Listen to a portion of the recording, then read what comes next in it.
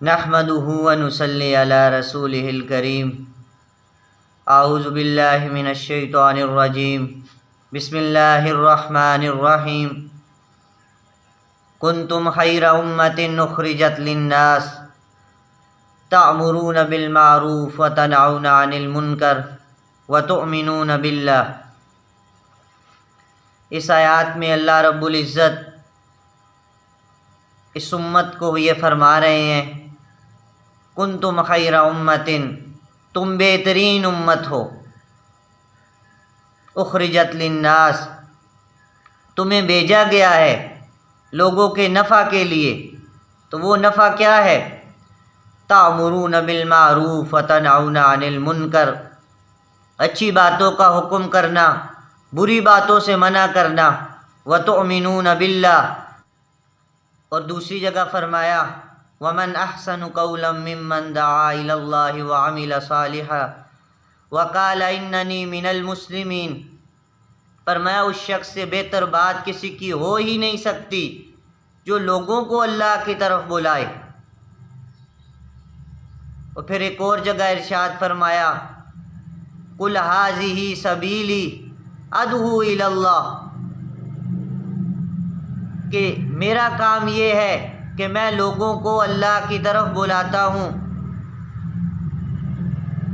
انا ومن اتبعنی، میں بھی اور میرے ماننے والے بھی۔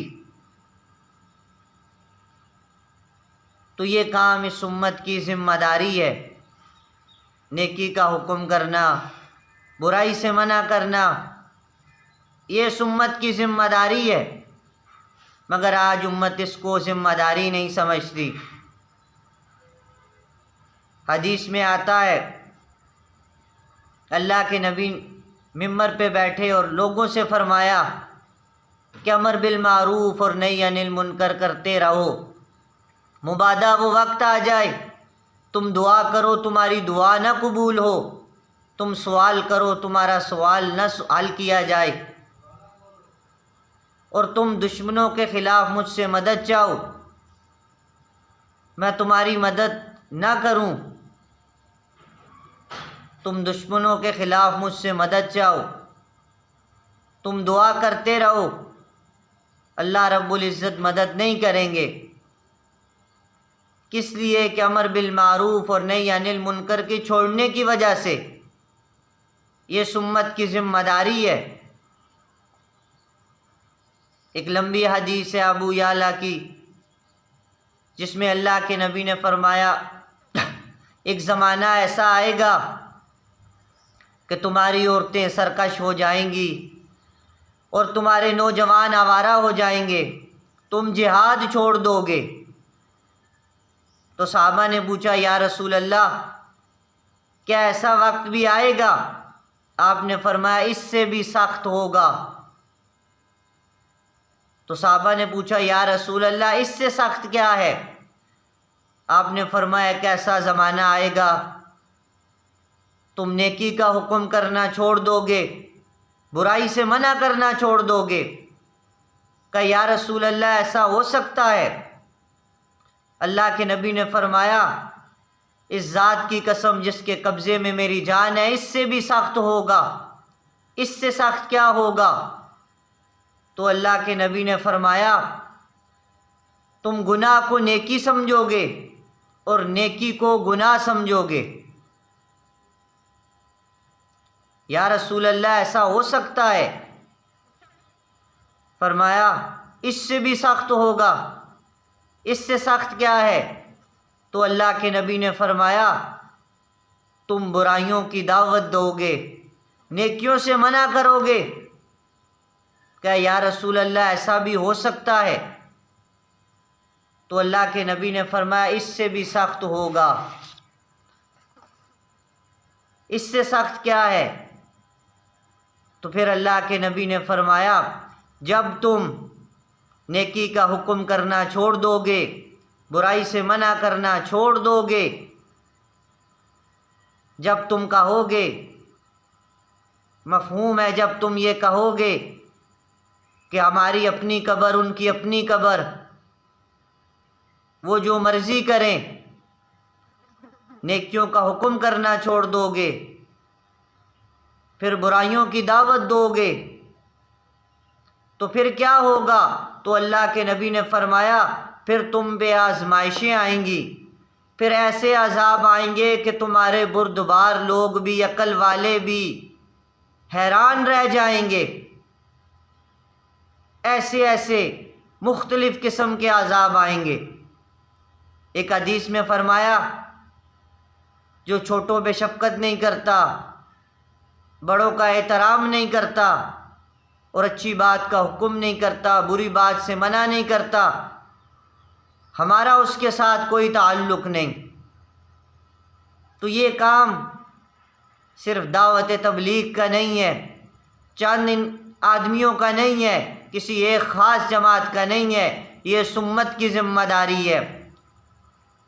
امت نے اس کام کو چھوڑا تو آج نوجوان دین سے دور ہو گئے، عورتیں سرکش ہو گئی۔ جہاد تو بہت بڑی چیز ہے، نماز بھی پڑھنے کے لیے وقت نہیں، ایمان کمزور ہو گئے۔ جب نیکی کا حکم کرنا چھوڑ دیا جاتا ہے پھر برائی بڑھتی ہے، پھر معاشرے میں کوئی گناہ بھی کرنا مشکل نہیں ہوتا، زنا کرنا، سود کھانا، بڑے بڑے کبیرہ گناہ کرنا بھی مشکل نہیں ہوتا، سر عام شراب پینا۔ کیا ہے اس کی وجہ؟ یہ ہے کہ ہم نے نیکی کا حکم کرنا چھوڑ دیا اور برائی کو برائی کہنا چھوڑ دیا۔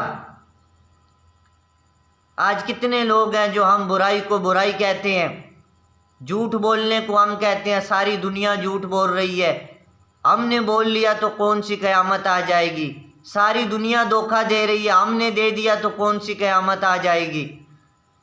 یعنی گناہ کو گناہ ہی نہیں سمجھا جا رہا۔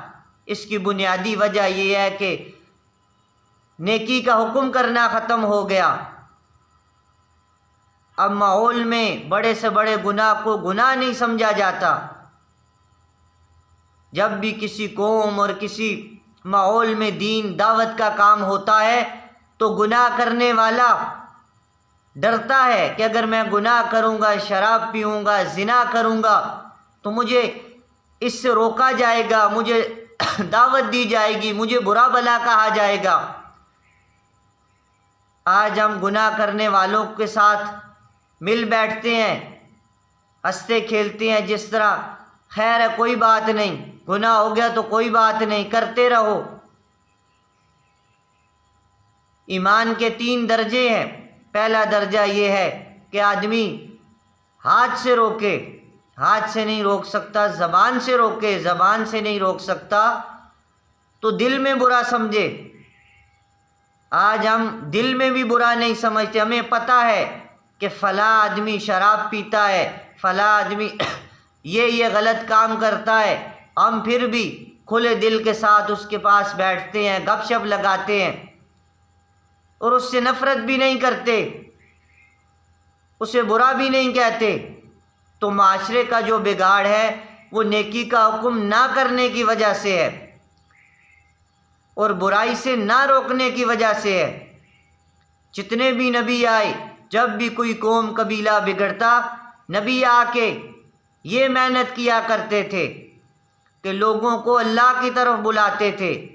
جو آ جاتے وہ بچ جاتے، جو نہیں آتے وہ ان پہ اللہ کا عذاب مسلط ہو جاتا۔ تو گناہوں کو روکنے کا جو فرمولہ ہے، جو اللہ کی طرف سے ہے، جو نبیوں نے کیا، وہ دعوت کا کام ہے۔ اس کے لیے اور کوئی فرمولہ نہیں۔ ایک آدمی غفلت میں ہے، دین سے دور ہے، کبیرہ گناہ کرتا ہے، اس کے لیے جو فرمولہ ہے وہ دعوت کا ہے، تنقید کا نہیں، غیبت کا نہیں، ڈنڈے کا کام نہیں، دعوت کا کام ہے۔ اسے اللہ کی طرف بلانا، اسے نبیوں کی زندگی کا بتانا، اور جن قوموں پہ عذاب آیا ان قوموں کے بارے میں بتانا، کس وجہ سے ان پہ عذاب آیا۔ تو یہی اللہ کی طرف سے یہ فرمولہ ہے کہ گناہ گار کے پاس، جو غفلت میں ان کے پاس چل کے جایا جائے، بیٹھ کے ان کے سامنے بات کی جائے دنیا کی زندگی عارضی ہے، اصل زندگی آخرت کی ہے، یہ ختم ہونے والی زندگی ہے۔ تو جب ہم ان کو دعوت نہیں دیں گے، پھر ہم یہ کہتے ہیں معاشرے میں گناہ ہو رہے ہیں، گناہ بڑھ رہے ہیں۔ گناہوں کو روکنے کے لیے اللہ رب العزت نے جو کام دیا ہے وہ یہ دیا ہے کہ ہم چل کے جائیں ان کے پاس اور ان کے سامنے دین کی بات کریں، اللہ کی بات کریں، اور کوئی فرمولہ نہیں۔ نبی بھی اسی فرمولے پہ چلتے رہے۔ نوح علیہ السلام نے 950 سال دعوت دی، یہی فرمولہ ہے کہ لوگوں کے پاس چل کے جایا جائے، فردن فردن انہیں سمجھایا جائے کہ اللہ کی طرف آ جاؤ، دنیا کی زندگی عارضی ہے، اصل آخرت کی زندگی ہے، جنت کے تذکرے کیے جائیں، جہنم کے تذکرے کیے جائیں۔ تو دعوت فکر یہی ہے، جب تک ہم نیکی کا حکم نہیں کریں گے گناہ بڑھتے رہیں گے، نوجوان آوارہ ہوتے رہیں گے، عورتیں سرکش ہوتی رہیں گی، پھر کوئی ہماری نہیں مانے گا، پھر گناہ کو گناہ نہیں سمجھا جائے گا، اور جب نیکی کا حکم کیا جائے گا، برائی سے منع کیا جائے گا، تو پھر گناہ کرنے والا بھی ڈرے گا۔ پھر ایک ایسا ماحول بن جائے گا کہ نماز چھوڑنا گناہ لگے گا۔ آج نماز چھوڑنا کوئی گناہ نہیں لگتا، بڑے بڑے کبیرہ گناہ ہیں وہ کرنے معمولی سی بات بن گئی ہے۔ تو اس کی بنیادی وجہ یہ ہے کہ ماحول ہم نے نہیں بنایا۔ تو دعوت فکر یہی ہے، یہ کام اس امت کی ذمہ داری ہے، اور اگر امت اس ذمہ داری کو پورا نہیں کرے گی تو پھر جو عذاب ہیں، دعائیں قبول نہیں ہوں گی، مدد نہیں کی جائے گی، بہت بڑے بڑے عذاب ہیں۔ تو یہ اس امت کی ذمہ داری ہے، کسی خاص جماعت کی، کسی خاص انسان کی، یا عالم کی، یا قاری کی، مفتی کی، ان کی ذمہ داری نہیں، یہ ساری امت کی ذمہ داری ہے کہ دنیا میں اللہ کے پیغام کو لے کے پھرنا۔ آج تو مسلمانوں کو دعوت دی جا رہی ہے، مسلمان ہی اپنے ایمان کا خیال نہیں کر رہے، ان کو ایمان کی قیمت کا پتہ ہی نہیں۔